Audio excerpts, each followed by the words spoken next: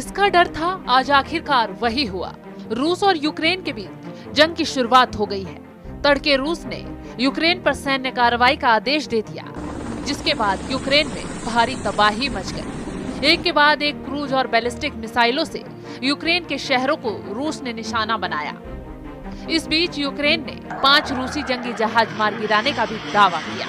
Ukraine की राजधानी Kyiv के हवाई अड्डों को खाली करा लिया गया। रूस और यूक्रेन के बीच शुरू हुई जंग की तस्वीरें बेहद ही खौफनाक हैं। सड़कों पर लोग दौड़ रहे हैं, चीख रहे हैं, पुकार रहे हैं। लेकिन दोनों देशों की जंग ने सभी की जिंदगी को जहन्नुम बना दिया है। रूस का दावा है कि उसने यूक्रेन के खाली इलाकों में बमबारी की है और सैन्य ठिकानों को निशाना बनाया है, जबकि यूक्रेन के एक एयरबेस और सेना के अड्डों को तबाह करने का रूस दावा कर रहा है। यूक्रेन के अलग अलग शहरों से बमबारी के बाद की तबाही की तस्वीरें और वीडियो लोग शेयर कर रहे हैं और अपनी आपबीती बता रहे हैं। वहीं यूक्रेन में बड़ी संख्या में भारतीय छात्र भी फंसे हुए हैं, जिनको पिछले कुछ दिनों से एयरलिफ्ट करने का काम चल रहा था। अब भी यूक्रेन में फंसे भारतीय छात्रों के लिए केंद्र सरकार ने एडवाइजरी जारी की है। यूक्रेन में भारतीय दूतावास ने भारतीय नागरिकों से कहा है कि यूक्रेन में वर्तमान हालात काफी अनिश्चितताओं से भरे हैं।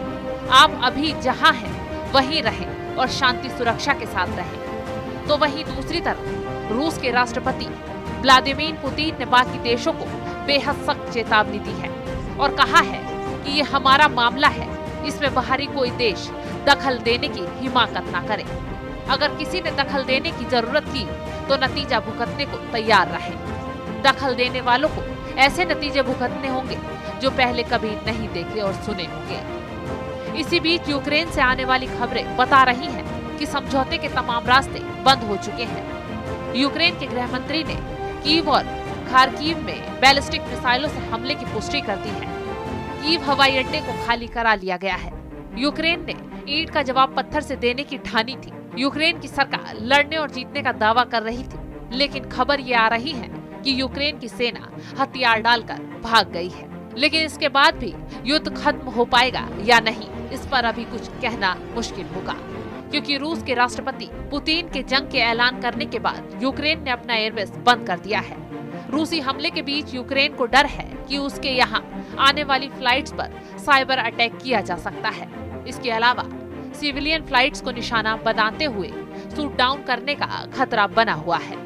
Ukraine state air traffic service के मुताबिक जोखिमों को देखते हुए पूरे यूक्रेन के एयरबेस को सिविल फ्लाइट के लिए बंद कर दिया गया है, जिससे हालात लगातार बिगड़ते जा रहे हैं और सब कुछ तबाह हो रहा है। आखिर रूस और यूक्रेन के बीच ये विवाद क्यों हो रहा है, तो चलिए बताते हैं। रूस और यूक्रेन के बीच इस विवाद की जड़ नाटो को माना जा रहा है। नाटो यानी नॉर्थ अटलांटिक ट्रीटी ऑर्गेनाइजेशन, जिसे 1949 में शुरू किया गया था। यूक्रेन नाटो में शामिल होना चाहता है, लेकिन रूस ऐसा नहीं चाहता।